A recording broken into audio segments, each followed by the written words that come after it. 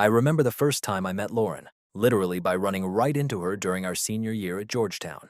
I came barreling around a corner in the student center and collided with a petite blonde, sending her coffee flying and knocking her flat on the floor. Mortified, I helped her up and insisted on buying her a new coffee. We ended up sitting and talking for an hour. By the end of that impromptu coffee date, I was smitten. After graduation, we married and moved to the DC area to start our careers. I got an entry-level job at a consulting firm, and Lauren landed a marketing position. We rented a small apartment in Virginia. Money was tight at first, but we were happy, spending weekends exploring the city or lazing in bed planning our future. The passion between us stayed strong. I truly believed we made an unbeatable team. About a year into our marriage, I got a lucky break at work thanks to my language skills.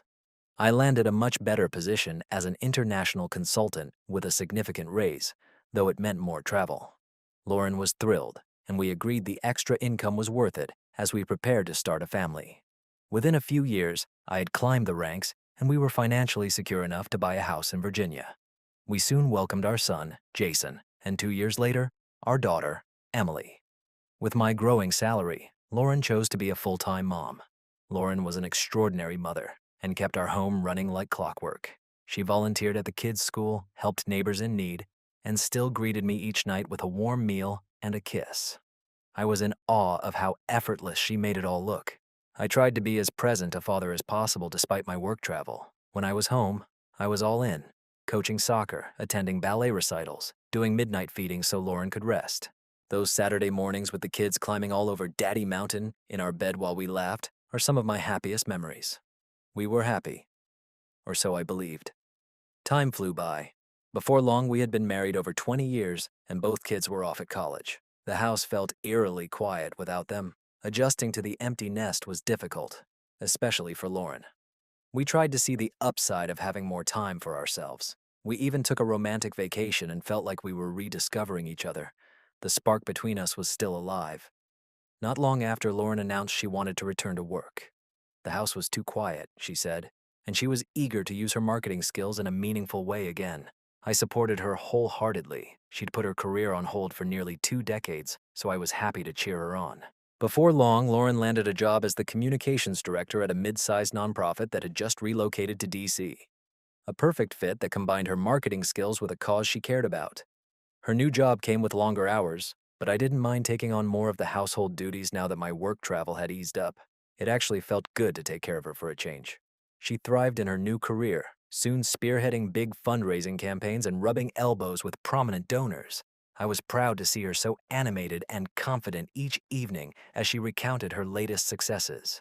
In hindsight, maybe I should have paid more attention to a certain name that started coming up in her stories around that time. Daniel. At first he was just Daniel from the office, or my boss, Daniel.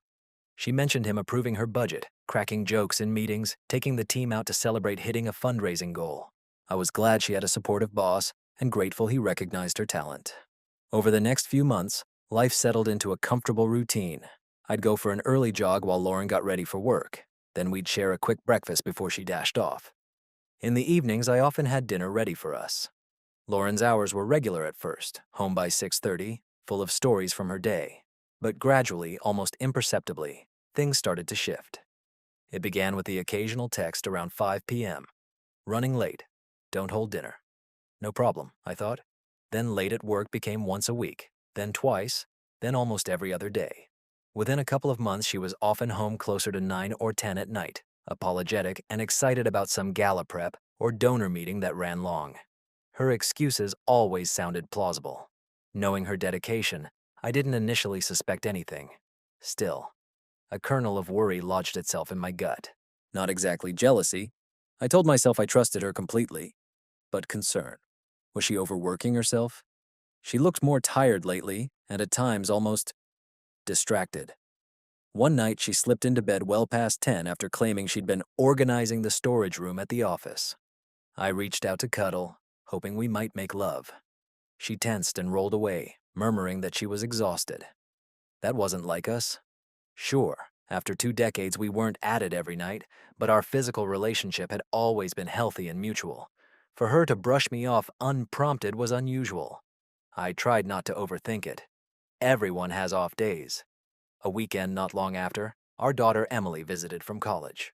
We had my in-laws over for dinner so they could see her too. At one point, I was in the living room watching a game with Lauren's father, Paul, while Lauren, her mom, and Emily washed dishes in the kitchen. During a commercial, Paul turned to me and asked, "So how is Lauren liking her new job, Mike? We're so proud of her, jumping back into her career after all these years." "She really loves it," I replied honestly. "It's been great seeing her so happy and productive. The organization is lucky to have her." Paul nodded, smiling. "And she's working for Daniel Porter, right?" I nearly fell off my chair when I heard that name. Small world. I paused with my beer halfway to my lips. "Porter." "Yeah. Daniel Porter is the executive director." "Why do you know him?" Paul chuckled. "Not personally, but we lived just a few streets away from the Porters when Lauren was growing up. Dan was her high school boyfriend. They were an item in senior year, prom and everything. For a minute I thought Dan might be my son-in-law, but he broke it off when he went away to college. She was pretty heartbroken back then, but you know how young love goes." He shook his head with a nostalgic smile. I forced a casual chuckle while my insides churned. Lauren had never mentioned that her new boss was that Daniel, the old flame who'd once broken her heart. We'd never discussed much about past relationships beyond knowing they existed. Still, this felt like a glaring omission. Why wouldn't she tell me something like that? I caught a glimpse of her through the kitchen doorway, laughing at something Emily said as they put away dishes. She looked so at ease, so normal. I tried to assure myself that it truly was ancient history. Maybe she hadn't mentioned it because it meant nothing now, or she worried I'd get the wrong idea. There were benign explanations, but as the evening wore on, that nugget of information gnawed at me. That night in bed, after everyone left, I brought it up casually. "Your dad mentioned you and Daniel used to date." I kept my tone light. I saw her hands pause slightly as she moisturized her face. Then she resumed, not meeting my eyes. "Oh, he mentioned that, did he?" "Yeah. Small world, huh?" She let out a short, breezy laugh. "Ridiculously small. Honestly, I hadn't thought to tell you because it feels like a lifetime ago. High school, ancient history." "Not awkward at all, working with an old ex?" I asked as evenly as I could. Lauren turned to face me, her expression earnest. "Not at all. Mike, truly, there's nothing there. We were kids then. Now he's just my boss, and a good one. I love my job, and I'd hate for you to think there's any weirdness. Because there isn't." She stepped close and placed a hand on my chest, looking up into my eyes. "You, Mr. Stewart, are the love of my life," she said softly. "You have nothing to worry about, okay?" I managed to smile and covered her hand with mine. "I know. I trust you." I even joked, "Flattery will get you everywhere," to diffuse the lingering unease. She gave me a tender kiss. Lingering, reassuring. We went to bed curled up together. She was asleep within minutes, but I lay awake much longer, staring at the ceiling. If everything was fine, why was I replaying little things in my head? The late nights, the distracted look in her eyes, the new perfume she'd started wearing to the office.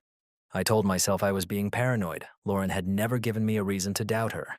And eventually, I fell asleep, determined to trust her as I always had.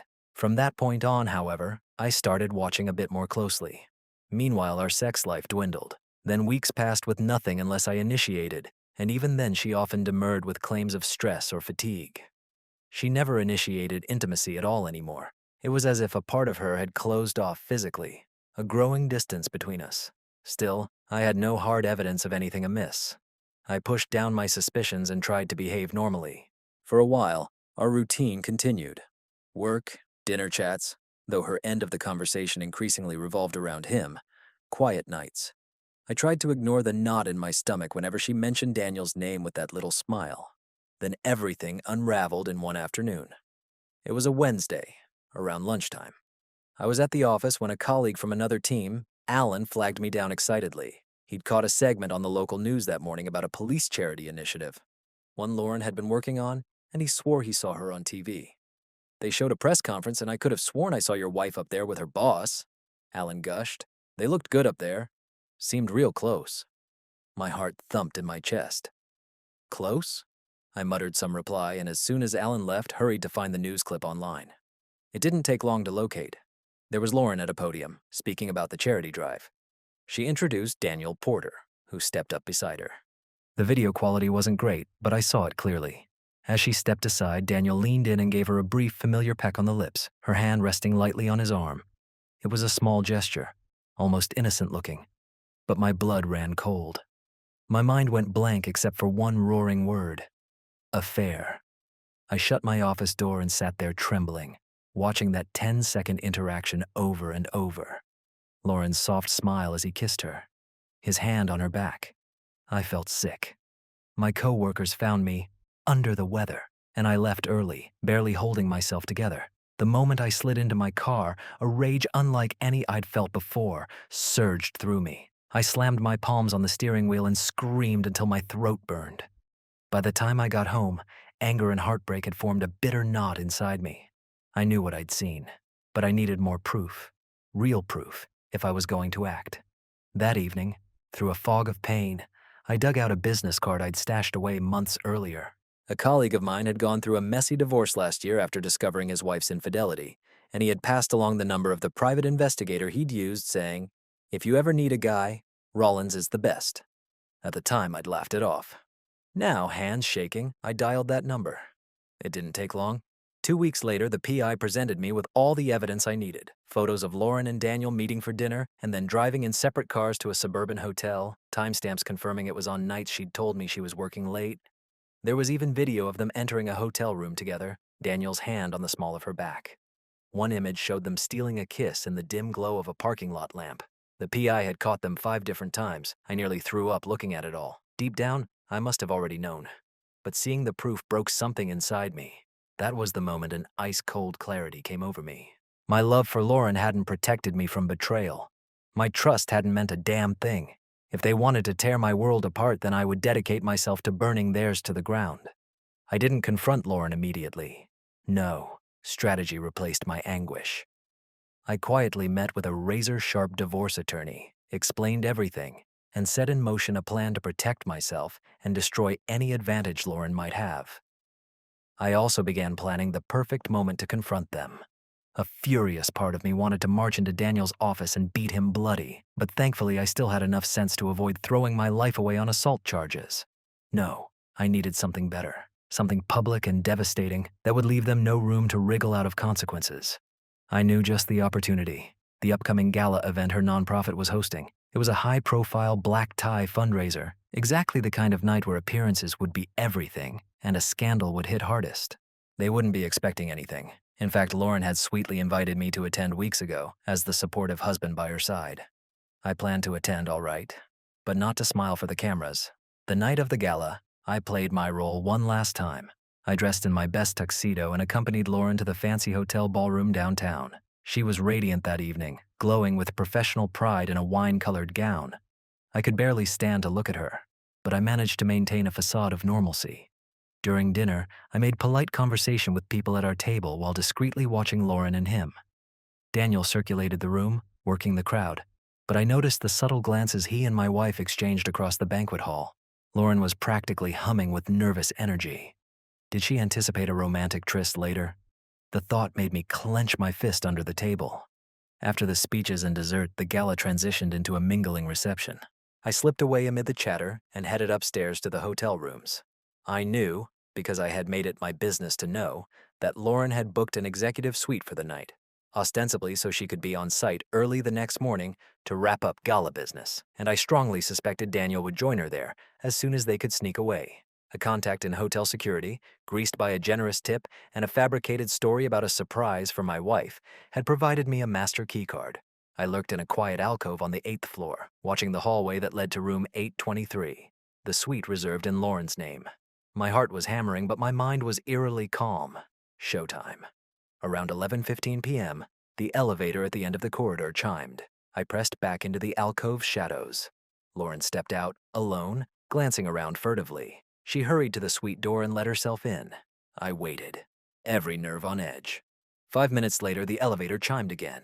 Daniel emerged, quickly striding to 823. He knocked lightly. The door opened and he slipped inside. A hot wave of fury swept through me, but I forced myself to count off another minute. Then I walked down the hall and swiped my master key card. The door clicked open and I stepped into the dimly lit suite, closing it softly behind me. The living area lights were low, but there was enough illumination to see them wrapped around each other on the sofa. Lauren's gown straps hung off her shoulders as they kissed deeply, utterly unaware of my presence. I let them break apart on their own. My mere silhouette in the doorway must have caught Daniel's eye. He jerked back from Lauren and she twisted her head around to see what he'd noticed. I mustered every ounce of restraint to keep my voice level. "Enjoying yourselves?" I asked, calm as ice. They jumped apart like scalded teens caught by a parent. Lauren sprang to her feet, yanking her dress straps up, her face draining of all color. "Michael?" Daniel stood as well, placing himself half in front of her, as if he could shield her. "What the hell?" he began, blustering. I let the door swing shut behind me with a decisive click. In the silence that followed, I could hear them breathing. Shallow, panicked. I stepped further into the room. For a moment, they just gaped at me in shock, Lauren clutching her dress to her chest, Daniel red-faced and speechless. My voice came out disturbingly steady. "This is quite the after-party," I said. "Mind if I join?" Lauren's eyes were huge, tears already welling. "Michael, this isn't," she stammered, unable to even form a lie. Daniel blurted, "Mike, listen, I know what this looks like." "Shut up," I snapped, cutting him off. My gaze shifted back to my wife. My wife. God, I wanted to scream at her, but I held it in. "So," I said softly, "you two have been busy, huh?" Lauren started to cry, a hand over her mouth. "I'm so sorry," she choked out. "I never meant—" "Don't," I snarled, a tremor in my voice betraying the volcanic anger beneath. "Don't you dare say you never meant to hurt me. You've been meaning to hurt me every day you met him in secret and lied to my face about it." She sobbed harder, taking a half step toward me. "Please, let me explain." "Explain?" I echoed, a bitter laugh escaping.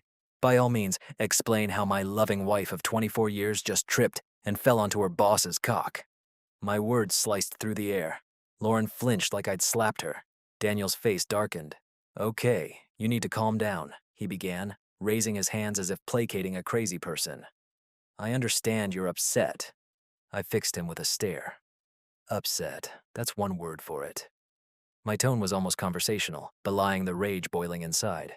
Another word might be murderous. He wisely shut his mouth. Lauren was openly bawling now, shoulders shaking.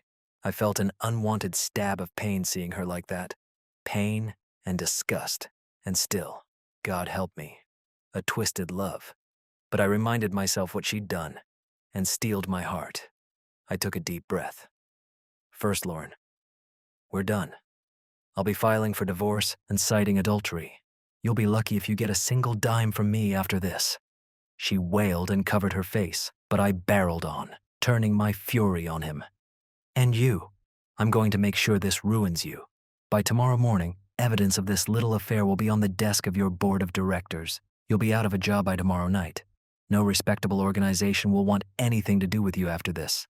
Maybe they'll even find you misused company time or funds for your motel meetups." Daniel had gone ashen. Lauren was nearly hysterical, reaching out toward me in desperation. "You have to understand," she pleaded. "I never stopped loving you. Never. I don't know what I was thinking." I stepped back out of her reach, my voice dropping to a dangerous quiet. "You were thinking with your libido and not your brain, clearly, and now the two of you will live with the fallout." Daniel bristled slightly at that, some defiant pride creeping back. "We never wanted to hurt you," he muttered. "This just happened." "Spare me," I glared at him. "You're a middle-aged man who couldn't resist an old fling, and you?" I glanced at Lauren. "You threw away our marriage for nothing. Was it worth it? Was he worth it, Lauren?" She shook her head frantically, sobbing. "I still love you, Michael. I'm so sorry. I'll do anything, please." I felt a flicker of profound sadness in that moment, seeing her there in tears. But my anger hardened against it. Sorry doesn't fix this. Nothing fixes this. I turned my gaze back to Daniel, who stood there mute. "I hope she was worth losing everything, Dan. Because mark my words, you will lose everything. Your job, your reputation. By the time I'm done, you'll be a pariah in this city." He had no answer, just closed his eyes like he'd been struck. I continued coldly. And don't either of you even think about trying to make me the bad guy here. If you try to lie or retaliate in any way, I have enough proof to crush any story you spin. Understand?" They both nodded meekly, two sinners awaiting judgment. A heavy silence fell. Lauren's sobs had quieted to whimpers. Daniel stood with shoulders slumped, staring at the floor. I realized I had nothing left to say to them. Our marriage was dead, and whatever twisted thrill they'd shared was about to cost them dearly. I walked to the door. "I'll be in touch through lawyers," I said flatly. I looked at my wife, this woman I had loved so deeply and who had shattered that love. She looked back at me with an expression of absolute despair, and for an instant I thought I might break. But I didn't. Without another word, I turned and left them in that fancy suite with their evening's grand romance in ruins. The aftermath was swift and merciless. I filed for divorce the very next morning. Thanks to the evidence of her adultery and our state's unforgiving laws, Lauren had no claim to alimony. Within a few months, she moved out and walked away with only a token share of our assets, far less than she'd have gotten if she hadn't betrayed me. As for Daniel, by the end of the week, he was forced to resign. The board of directors received an envelope of very incriminating photos from an anonymous source, wonder who, and poof went his career. The nonprofit put out a terse statement about leadership changes, trying to downplay the scandal, but gossip spread. A local news blog caught wind of the affair, and while they didn't name names, the hints were obvious. Within our community, Lauren and Daniel became notorious in that subtle, vicious way that ruins cocktail party invitations and lifelong friendships. Our children were devastated. When I told them their mother had been unfaithful, skimming the ugly details, Jason, our son, exploded in anger. He refused to even speak to Lauren for months. Emily, our more soft-hearted daughter, eventually let her mother apologize through tears, but their relationship has never been the same. They both supported me fully, though I tried my best not to force them to take sides. It was clear where their sympathies lay. And me? On the outside, I played the role of the cold, strong husband who decisively cut off his cheating wife. Friends told me I was doing the right thing and applauded my level-headedness. Some secretly whispered good for you that I'd made the lovers pay. It did feel good in some ways. I'd delivered the punishment they deserved. I had won, but victory has never felt so hollow. Inside, I was crumbling. In the weeks after the confrontation, I wandered around the empty house like a ghost. I'd lost 24 years of us in one blow. Some nights I drank myself to sleep, trying to numb the toxic mix of fury and sorrow. One evening, not long after the divorce was finalized, I found myself staring at a framed photo from our 10th anniversary, me and Lauren beaming at each other, so in love. A red haze of anger overtook me and I smashed it to the floor.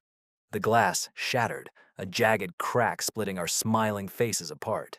I sank to my knees amidst the broken glass and cried harder than I ever have in my life. I threw myself into work to distract from the pain.